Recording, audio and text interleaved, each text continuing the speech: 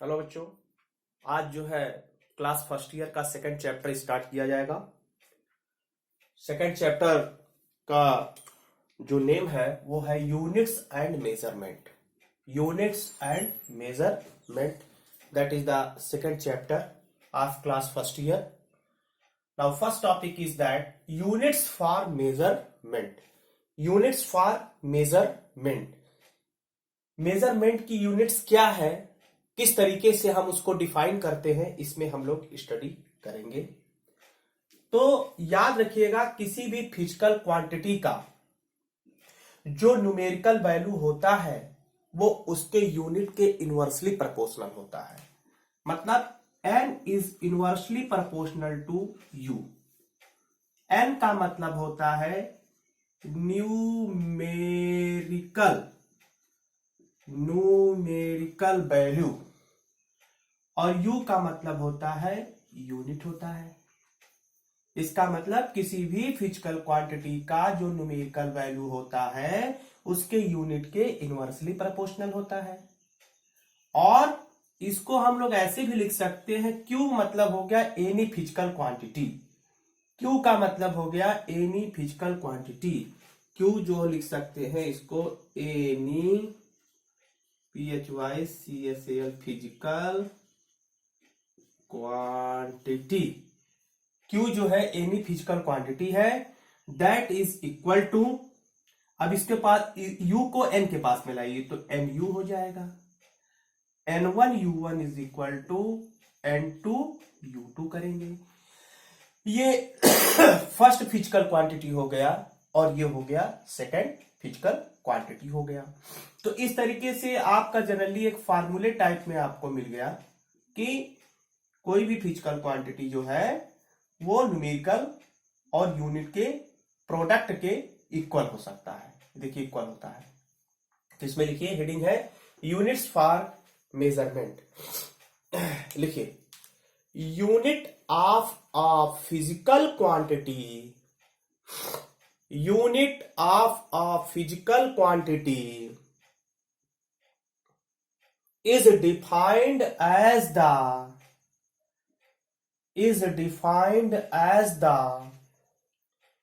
standard of measurement, standard of measurement of that quantity, of that quantity। Line change करिए, लिखिए the numerical value of the numerical value of a physical quantity is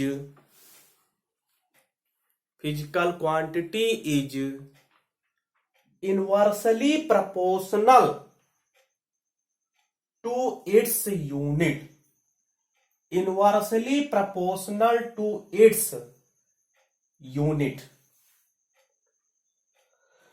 inversely proportional to its unit. Okay बच्चों, ये आप लोग pause करके फट से इसको नोट कर लीजिए। पॉज करके जो है आप इसको नोट करिए। हाँ ठीक, अब अगला हेडिंग आइए, next heading fundamental quantities. Heading डालेंगे fundamental quantities and fundamental unit.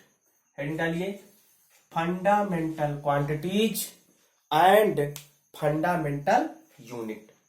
Fundamental quantities और फंडामेंटल इसके यूनिट्स क्या है ये जानना जरूरी है बच्चों।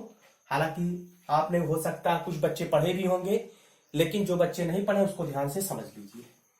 हम पहले लिखेंगे यहां पर नेम ऑफ क्वांटिटी, उसका क्या लिखेंगे यूनिट, और उसका यहां पर लिखेंगे सिंबल। ठीक है, क्या सिंबल है, क्या यूनिट है, नेम ऑफ क्वांटिटी क्या है। ठीक है, तो पहली बात तो बच्चों यहाँ पे 7 फंडामेंटल फिजिकल क्वांटिटी होती हैं, साथ में 2 सप्लीमेंट्री यूनिट होता है। ठीक है, वो भी फंडामेंटल के अंतर्गत ही आता है, लेकिन मेनली जो है आपके 7 होते हैं, और 2 जो एक्स्ट्रा उसको भी मैं पूरा डिटेलिंग करूंगा आपको। तो पहला है नंबर 1 यहां पे मास। मास जो होता है ये आपका फंडामेंटल क्वांटिटी है। दूसरा हो गया लेंथ। तीसरा हो गया थर्ड पार्ट, या जिसे हम लोग थर्ड पॉइंट कहेंगे, थर्ड पॉइंट हो गया बच्चों टाइम। उसके बाद फोर्थ पॉइंट जो हो गया वो है electric current.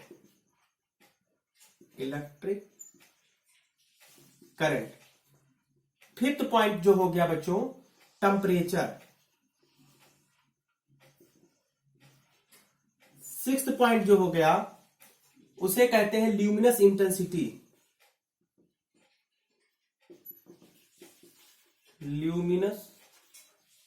Intensity. And 7 point is amount of substance.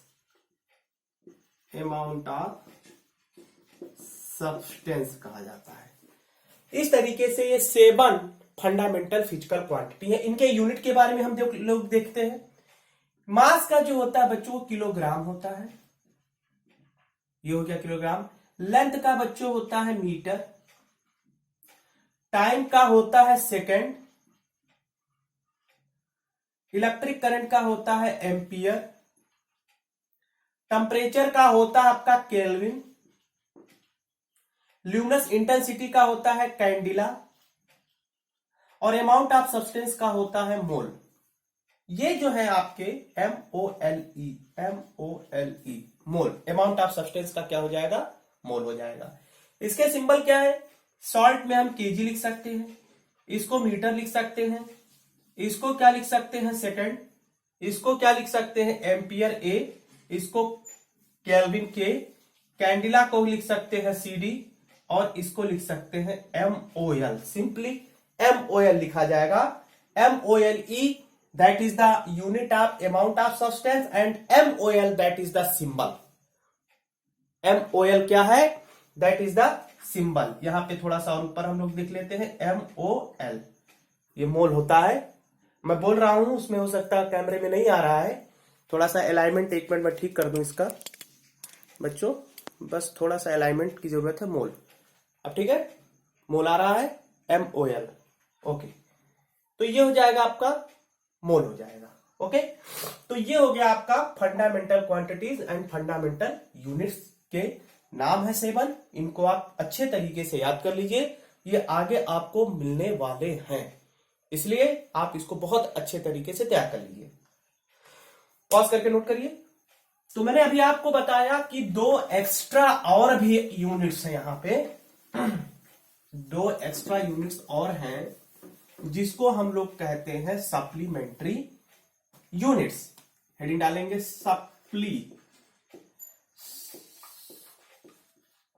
Supplementary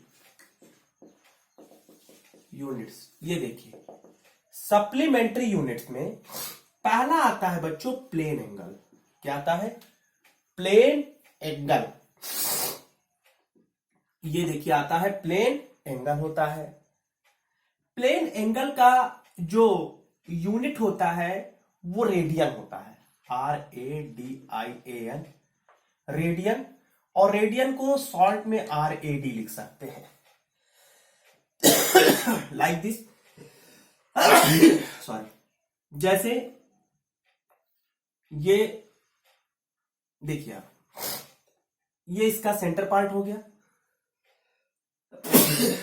कोई सर्किल है, सर्किल के एक पार्ट को हमने लिया, ये एंगल आप लोग लिखते हैं थीटा, और सर्किल का एक छोटा सा हमने पार्ट लिया, इसको रेडियस लेते हैं R। तो बच्चों यही तो एंगल हुआ ना, थीटा, यही तो हुआ ना। तो क्या लिख सकते हैं, angle is equal to arc upon radius. Angle theta, arc A B, radius A O लिख सकते हैं। और इसको सिंपली अगर हम x मान लेते हैं तो x अपान क्या हो जाएगा, r। इसको हम रेडियन में मेजर करते हैं, इसका कोई पार्टिकुलर यूनिट नहीं होता, मेजरमेंट इसका किस में होता है, रेडियन में होता है। रेडियन और डिग्री, इसका रिलेशन मैं भी आपको आगे बताऊंगा बच्चों, इसलिए बहुत ध्यान से आप लोग इसको समझें। तो ये हो गया प्लेन एंगल हो गया। दूसरा आता है सॉलिड एंगल, इसको नोट करें पास करके फट से। ओके, अब आते हैं दूसरा है सॉलिड एंगल। सॉलिड एंगल ये नई चीज है, आगे आपको सेकेंड ईयर में मिलेगा जब आपको मैं गॉस थ्योरम पढ़ाऊंगा। सॉलिड एंगल, इसको सॉलिड एंगल को बच्चों ओमेगा से रिप्रेजेंट किया जाता है। इसको ग्रीक वर्ड बोलते हैं ओमेगा। क्या बोलते हैं, ओमेगा बोलते हैं इसको। अब जैसे मान लीजिए स्मॉल डब्लू है, ट्रिक समझिए, स्मॉल डब्लू है, इसने पोलियो ड्रॉप नहीं पिया। जब पोलियो ड्रॉप नहीं पिया तो इसको क्या मारेगा, पोलियो मारेगा। अब पोलियो में क्या होता है, हाथ पांव टेढ़ा हो जाता है, तो इसकी जो डब्लू की जो दोनों आर्म वो टेढ़ी हो गई इस तरीके से। जब डब्लू की ये जो आर्म टेढ़ी हो गई, इसी का नाम क्या हो गया, ओमेगा। क्या हो गया, ओमेगा। ओमेगा होता है ये। तो ये सॉलिड एंगल का जो है सिंबल होता है, ये सॉलिड एंगल होता है। और इसका जो मेजरमेंट होता है वो स्टेरेडियन में होता है, स्टेरेडियन में होता है। और इसको सिंबलाइज जो करते हैं एसआर से करते हैं, जैसे सीनियर सेकेंडरी स्कूल होता है शॉर्ट में ना, सीनियर एसआर। ये स्टेरेडियन हो गया, सॉलिड एंगल हो गया ओमेगा, स्टेरेडियन हो गया, एसआर हो गया। ठीक है, और सुनिए, अब उसके बाद जो होता है सॉलिड एंगल, उसके बाद देखिए क्या होता है सॉलिड एंगल में। सॉलिड एंगल क्या होता है कि स्फीयर होता है। क्या लेंगे हम लोग, ये है स्फीयर, नॉट सर्किल। स्फीयर जैसे फुटबॉल एक स्फीयर होता है, एक गोला होता है। उस स्फीयर का हमने एक छोटा सा सेगमेंट ले लिया, छोटा सा पार्ट ले लिया, इसका नाम लेते हैं डेल्टा ए। डेल्टा का टर्म जानते हैं ना, छोटा सेगमेंट लेते हैं। और ये जो छोटा सेगमेंट इस स्फीयर के सेंटर पर जो एंगल एक्यूट करता है, ये सेंटर हो गया इसका O। ये देखिए बच्चों, छोटा सा एंगल जो होता है यही ओमेगा होता है, जिसे हम लोग सॉलिड एंगल कहते हैं। और इसका रेडियस क्या हो गया, यहां से इसके सेंटर से, इसके सेंटर से जब यहां पर मिलाएंगे इसके सेंटर पर, तो ही उसका रेडियस क्या हो गया, R हो गया। तो फार्मूला जो बनेगा, omega is equal to delta A upon R square बनता है। ठीक, और डेल्टा ए का वैल्यू होता है 4 पाई आर स्क्वायर, स्फीयर का एरिया। और ये आर स्क्वायर से आर स्क्वायर कैंसिल हो गया। तो बताइए ओमेगा की वैल्यू कितना मिला, 4 पाई। तो ये 4 पाई हमको ओमेगा की वैल्यू यहां पर मिलता है, जिसका मेजरमेंट हम लोग किस में करेंगे, स्टेरेडियन में करते हैं। ये देखिए, इसको किस में मेजर करेंगे, जो 4 पाई वैल्यू आई वही स्टेरेडियन की वैल्यू होती है। समझ आया सॉलिड एंगल। तो सॉलिड एंगल को हम कैसे फाइंड आउट करते हैं कि मान लीजिए हमने कोई एक स्फीयर ले लिया और स्फीयर में एक छोटा सा सेगमेंट ले लिया, जिसका एरिया कितना हो गया, डेल्टा ए हो गया।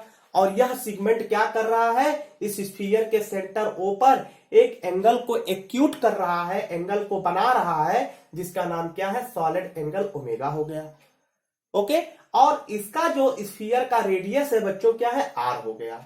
तो फार्मूला ओमेगा का क्या होता है, डेल्टा ए जो आपने सेगमेंट लिया वो अपॉन आर स्क्वायर होता है। और डेल्टा ए की वैल्यू कितना होता है, 4 pi R square upon R square. R square से आर स्क्वायर कैंसिल कर देंगे, 4 पाई हमको मिल जाएगा। तो ओमेगा इक्वल टू कितना होगा, 4 पाई स्टेरेडियन हो गया। इतनी बात समझ में आ गई सबको। तो बच्चों ये आपके 2 सप्लीमेंट्री यूनिट्स थे, एक आपका प्लेन एंगल और दूसरा कौन सा हो गया, सॉलिड एंगल हो गया। इसको पास करके नोट कर लीजिए। अगला हेडिंग आइए, अगला हेडिंग आइए। अभी आपने जो फंडामेंटल पढ़ा बच्चों, किलोग्राम है, metre, second, ampere, electric current का एम्पियर होता है, candela, amount of substance, kelvin, temperature का, ये जो 7 आपने फंडामेंटल पढ़ा, आखिर इसका मेजरमेंट क्या है? जैसे मैं आपको बताऊं, हेडिंग डालेंगे systems of unit, SYSTEMS, systems of unit. Next heading डालिए systems of units. Systems of units में नंबर 1 हेडिंग है 1 किलोग्राम, सॉल्ट में केजी। 1 किलोग्राम, 1 किलोग्राम आप लोग जैसे मान लीजिए सब्जी लेने जाते हो, तो सब्जी वाले भैया से आप कहते हो कि भैया हमको जो है 1 किलोग्राम जो है पोटैटो दे दो, आलू दे दो। तो क्या करता है, एक लोहे का बांट जो है तराजू की एक तरफ रखता है और दूसरी तरफ आलू को रख करके तौल देता है। अब यहीं से क्वेश्चन अराइज हुआ कि ये जो बांट रखता है उसका क्या मेजरमेंट है? ऐसा तो है नहीं, अमेरिका बहुत डेवलप कंट्री है तो किलोग्राम बड़ा हो गया, पाकिस्तान जो है छोटी कंट्री है, भूटान छोटी कंट्री है, गरीब कंट्री है, तो वहां क्या किलोग्राम छोटा हो गया? ऐसा नहीं है, ये एक स्टैंडर्ड मेजरमेंट होता है, ऑल ओवर वर्ल्ड एक जैसा मेजरमेंट होता है। इसी चीज को हम यहां आपको डिफाइन करने जा रहे हैं कि ये जो किलोग्राम होता है बच्चों, आखिर इसका मेजरमेंट क्या है? हम how to define it kilogram in standard value of in whole over world. इसके होल ओवर वर्ल्ड में किलोग्राम को हम कैसे डिफाइन कर सकते हैं? तो किलोग्राम का डिफिनेशन ये बनता है बच्चों कि 1 kilogram is defined as the mass of a platinum iridium cylinder. कौन सा? प्लेटिनम, प्लेटिनम इरिडियम, इरिडियम क्या है? ये सिलेंडर है, platinum iridium cylinder kept in Paris, kept in Paris. आप समझिए, ये जो 1 किलोग्राम आप देखते हैं लोहे का होता है 1 किलोग्राम, उस पे ISI का मार्क लगा होता है, गवर्नमेंट मार्क करती है ताकि इससे कोई चोरी ना कर सके, कोई इससे बड़ा छोटा ना तौल सके या इससे कोई बड़ा ना तौल सके, इसलिए पीछे मार्क करती है। उसकी मुहर लगना बहुत जरूरी होता है, जिसके किलो में मुहर नहीं लगता है अगर पकड़ेगा तो जुर्माना लग जाता है। तो ये जो 1 किलोग्राम होता है वो है क्या? वो प्लेटिनम इरिडियम का एक सिलेंडर होता है जो पेरिस में रखा गया है, उसी के बराबर 1 किलोग्राम होता है। उसी के बराबर क्या होता है? 1 किलो। और भी दूसरी डिफिनेशन है, आप सिंपल डिफिनेशन याद करिए जो आसानी से तैयार हो जाए। तो 1 किलोग्राम समझ में आया? तो 1 किलोग्राम क्या है कि platinum iridium cylinder kept in Paris. Platinum iridium का जो सिलेंडर है वह पेरिस में रखा गया है, जो कि 1 किलोग्राम के बराबर होता है। लिखिए, हेडिंग है 1 किलोग्राम, इसमें लिखिए 1 kilogram is defined as the 1 kilogram is defined as the mass of a platinum,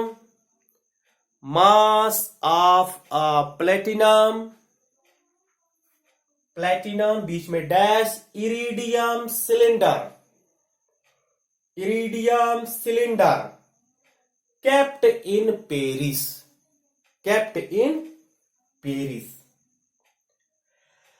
platinum iridium cylinder kept in Paris.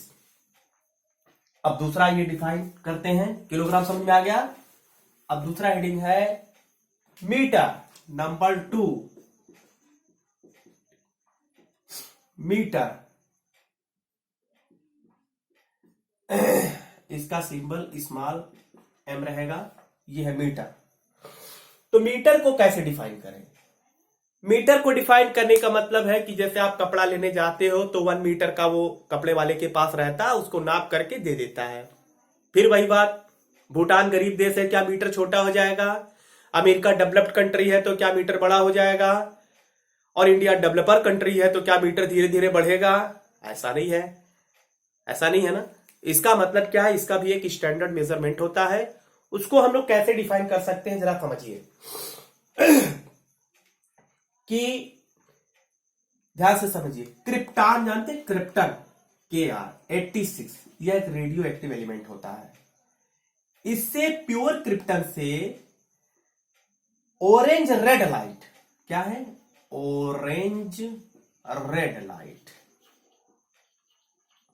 Pure 86 उसका जो है आपका एटॉमिक मास, प्योर क्रिप्टन से ऑरेंज रेड लाइट अगर निकलती है और उसकी जो वेवलेंथ है, वेव लेंथ, TH, वेवलेंथ आपने लैम्डा पढ़ा है, लैम्डा ग्रीक वर्ड लैम्डा होता है वेवलेंथ, उसकी जो वेवलेंथ होती है वो कितनी होनी चाहिए, ये नंबर याद होना चाहिए बच्चों, 1650763.73। ये बच्चों आपको ये पूरा याद होना चाहिए, ये वैल्यू 1650763.73 वेवलेंथ, इतना होना चाहिए। अब पूरी बात समझो।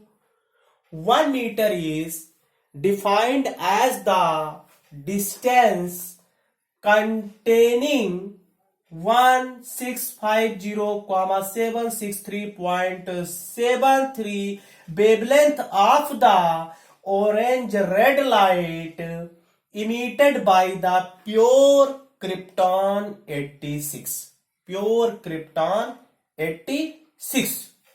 फिर से समझिए, 1 meter is defined as the distance containing 1,650,763.73 wavelength of the orange red light emitted by the pure krypton 86। Pure krypton 86 से ऑरेंज लाइट का इमिशन अगर होता है तो वही 1 मीटर के क्या होता है बच्चों, इक्विवेलेंट होता है, वही 1 मीटर के क्या होता है, बराबर होता है। तो हेडिंग है मीटर, इसको लिखिए, लिखिए 1 metre is defined as the distance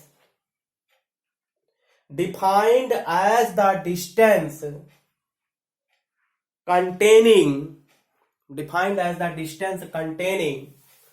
1,650,763.73 wavelengths of the orange red light emitted by pure krypton 86, pure krypton 86 है। ओके, तो ये डिस्टेंस का मेजरमेंट हो गया, यानी लेंथ का मेजरमेंट हो गया, जिसको हम लोग ने मीटर कहा, और इसके एक स्टैंडर्ड डिफिनेशन है, इसी को आपको याद करना। दूसरी भी है लेकिन आप ये इजी है, इसी को आप लोग याद करेंगे बच्चों, ठीक है। अब इससे रिलेटेड कुछ अलग मेजरमेंट है मीटर में, उसकी डिस्टेंस को मेजर करने के लिए अलग अलग मेजरमेंट है, तो उसको मैं नेक्स्ट टर्न पर डिफाइन करूंगा। हम लोग धीरे धीरे पढ़ेंगे, नोट्स बनाते चलेंगे, और काफी इसमें जो है आपको अच्छी अच्छी वैल्यू मिलेंगी, अच्छे आगे चल के मेरिकल्स भी मिलेंगे, और हम लोग उसको साथ में सॉल्व करते चलेंगे। धीरे धीरे हम लोग अपने टॉपिक को कंप्लीट करेंगे। Okay, thank you for watching and share your friends and group also. Thank you.